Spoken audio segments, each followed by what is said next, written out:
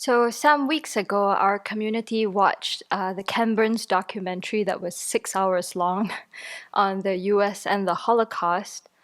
And shortly after that, I read a book entitled People Love Dead Jews Reports from a Haunted Present by a Jewish studies scholar named Dara Horn. And it's very much about her experience living in America as someone of Jewish descent, and also about the users and abusers, I think, of Jewish history. So that's what's very much been on my mind these few weeks.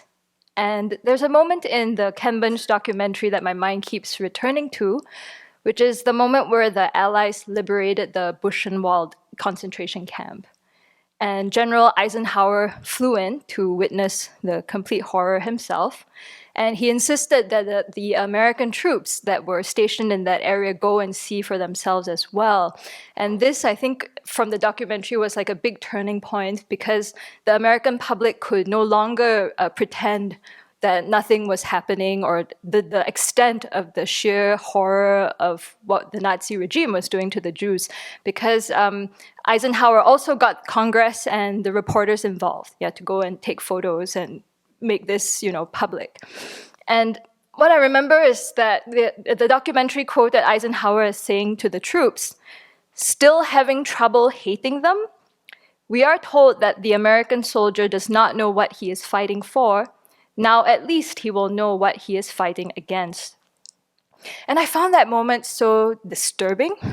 I think because at some level I believe in the intrinsic value of bearing witness, like it's somehow intrinsically virtuous, right, to acknowledge and empathize and witness someone else's suffering. But that moment was a reminder to me that, you can also witness suffering and use it for a political agenda, right, and to further an argument that more violence is going to solve a problem. So it reminded me very much that just the first truth for the Aryas alone is not enough, right? So you can be faced with the tremendous dukkha, the gross suffering of a group of people. And I guess from Eisenhower's perspective, what is the cause of dukkha? The Nazi regime. The cessation of it is to topple the regime. And what is the path to that? Wage a war. And what I appreciated very much about the documentary is that, especially in the second episode, right, it was talking a lot about how helping a group of people who are oppressed or subjugated is not just about waging war alone. I heard, anyway, through the documentary, a strong emphasis on the need for humanitarian aid and also to open channels for refugees. That is what saves lives. And again in that documentary, we heard that the US could have done a lot more back then. So at this moment in the documentary, then Ken Burns shifts to another perspective. From the general's quote, you get that first, and then he goes to the perspective of an ordinary soldier.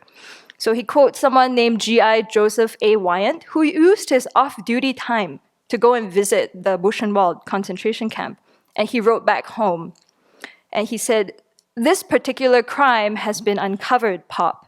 But a worse crime seems to me to be the spreading of the thought that leads to this type of thing.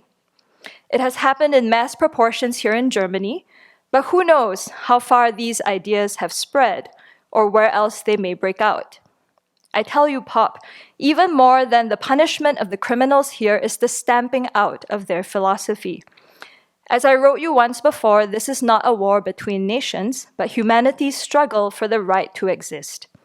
If you see fit, I wish you would show any of your friends this letter."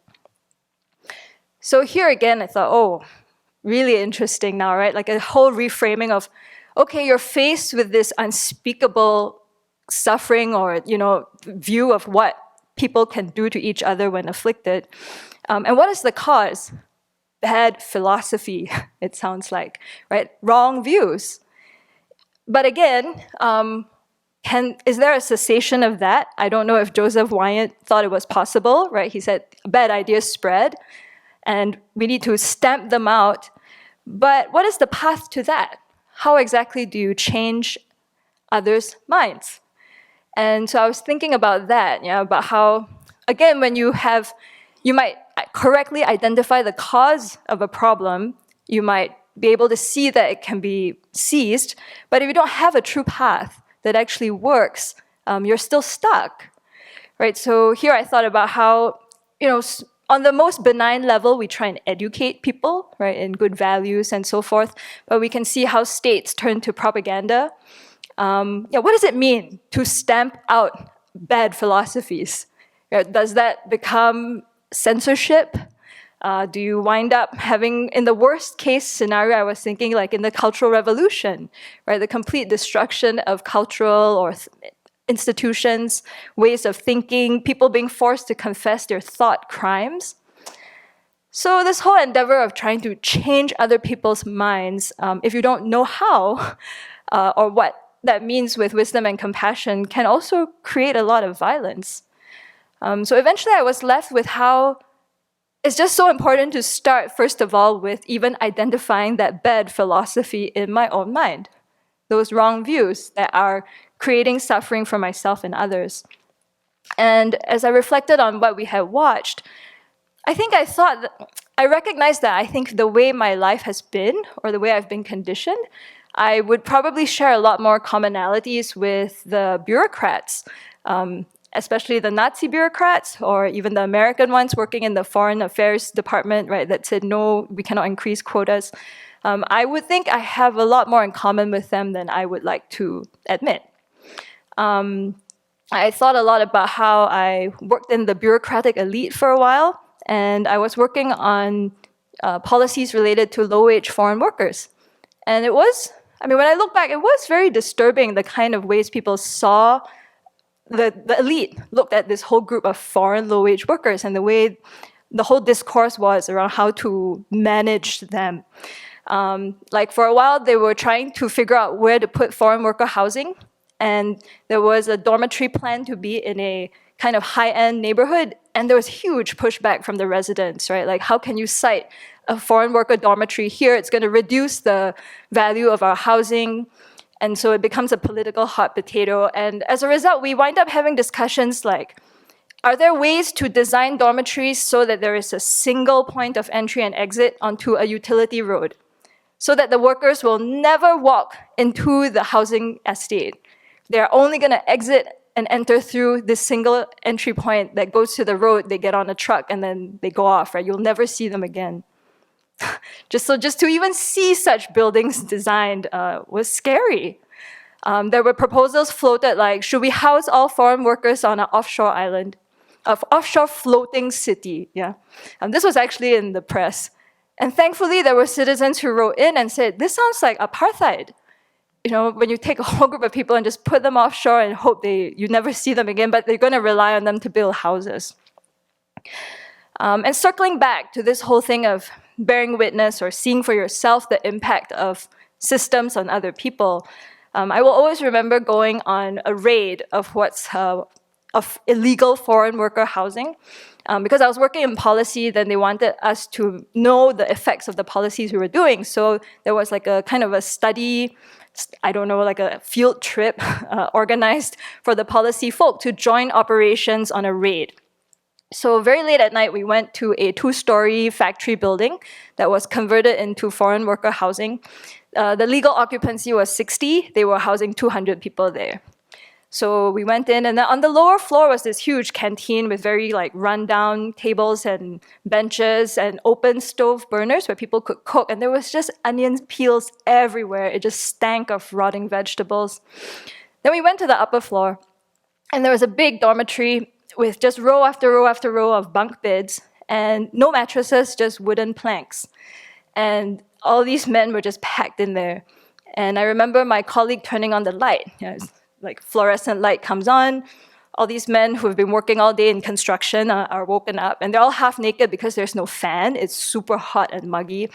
And my colleague says, take out your papers. We want to check that everybody's legal. And so they do that.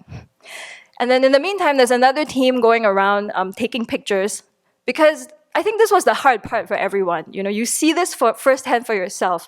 This is inhumane treatment of a whole group of people who are trying to make a living, a decent living. Of course, and then there's one little filthy bathroom outside this huge space that all the men share. Yeah, but so they were taking pictures because, again, within the kind of legal framework that existed, I don't know if it's still the case now, there was no way to prosecute an employer for housing too many people in that space. The law just didn't exist. What you could get the employer on was violating fire safety regulations. Yeah, so my colleagues were trying to check, if that was the case, and that's how you could nail the employer.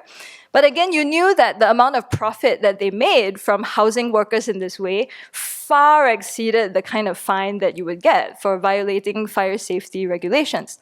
Yeah. So I think that was the real disheartening part, to go in like that and see what was happening and know that there was nothing you could really do. Everybody there was trying their best, and I don't know. It was hard. We were all trying to reform the laws and all that too. I will say something kind of broke in me that night, just witnessing, how people are treated, and it still goes on. So I think very much this documentary, the U.S. and the Holocaust, behooves us to reflect on the societies we live in. It was very much made for an American audience to think about what is going on here in the U.S. at this very political moment, and to reflect deeply on the ways we think and the effects of our ideas and how each of us can do our part. That's my ongoing reflection on this very huge topic. That for a start, the least I can do is to look at the ways, the ways I think about myself and others, and whether that is contributing to peace and future happiness in the world, or is that going to contribute to the causes of suffering?